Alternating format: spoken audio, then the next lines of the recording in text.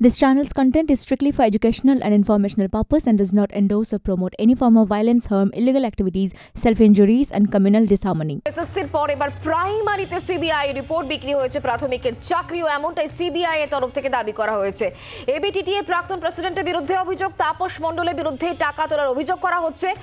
প্রায় 4 কোটি 12 লক্ষ টাকা এজেন্ট মারফত তোলা হয়েছে এমনটাই সূত্রের খবর। তাপসের সঙ্গে কুন্তলের যোগসূত্র মিলেছে দাবি করা হয়েছে এই সিবিআই রিপোর্টে।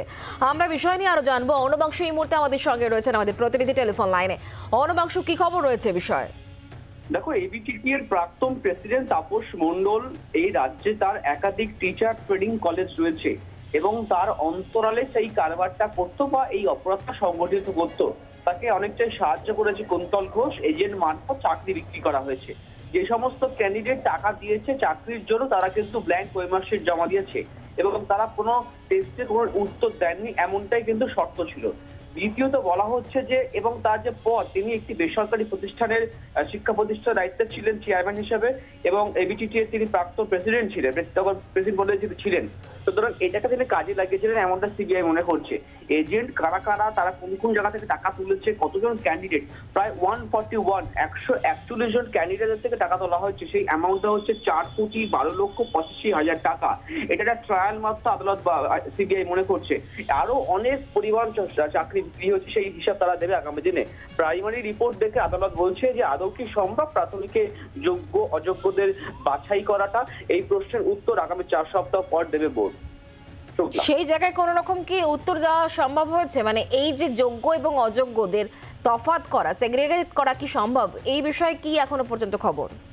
দেখো, সেগ্রিগেট করা এখনো সম্ভব হয়নি। অর্থাৎ তোমার হচ্ছে West Bengal board of primary education, তার এখনো অনবরত তোমাকে একটু থামাচ্ছি। এই মুহূর্তে আমরা রাজ্য বিজেপি মুখপাত্র শ্রমিক ভট্টাচার্যের সঙ্গে টেলিফোন লাইনে যোগাযোগ করতে পেরেছি। শ্রমিক দা, এসএসসির পর প্রাথমিকেও কিন্তু টাকা নিয়ে চাকরি বিক্রি করা হয়েছে এবং যেমনটা খবর পাওয়া যাচ্ছে 4 কোটি 12 লক্ষ টাকা এজেন্ট মারফত তোলা হয়েছে। সিবিআই সূত্রে এই খবর পাওয়া যাচ্ছে, এটা রিপোর্ট দিয়েছে সিবিআই। কি বলবেন আপনি? দেখুন, চাকরি বিক্রি ক্ষেত্রেই হয়েছে। চাকরি বিক্রি কোনো একটা ডিপার্টমেন্ট বা একটা নির্দিষ্ট অঙ্কের মধ্যেই থেমেছিল না। প্রাইমারিতে হয়েছে, আপার প্রাইমারিতে হয়েছে, সব হয়েছে। আর যে টাকার অঙ্ক, এই টাকার অঙ্কে আমরা বিশ্বাস করি না। এই টাকার যে অঙ্ক দেখাচ্ছে সিবিআই, এই টাকার পরিমাণ অনেক বেশি।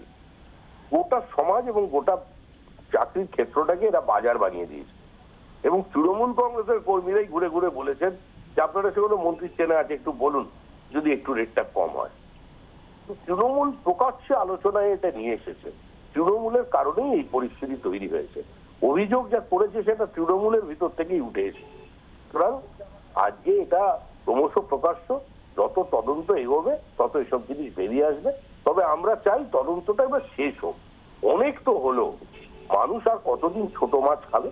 রুই কাতলার খোঁজ করছে মানুষ, বড় মাথা দেখতে চাইছে। যাদের অনুপ্রেরণায় অনুমোদনে হয়েছে মানুষ তাদের করছে। অন্তত নিয়োগটা শুরু হোক। প্রাথমিক স্কুলগুলো যেগুলো আছে সেগুলো তো প্রায় বন্ধ হয়ে গেছে। সরকার শ্বেতপত্র প্রকাশ করে জানাক প্রকৃত পরিস্থিতি কি।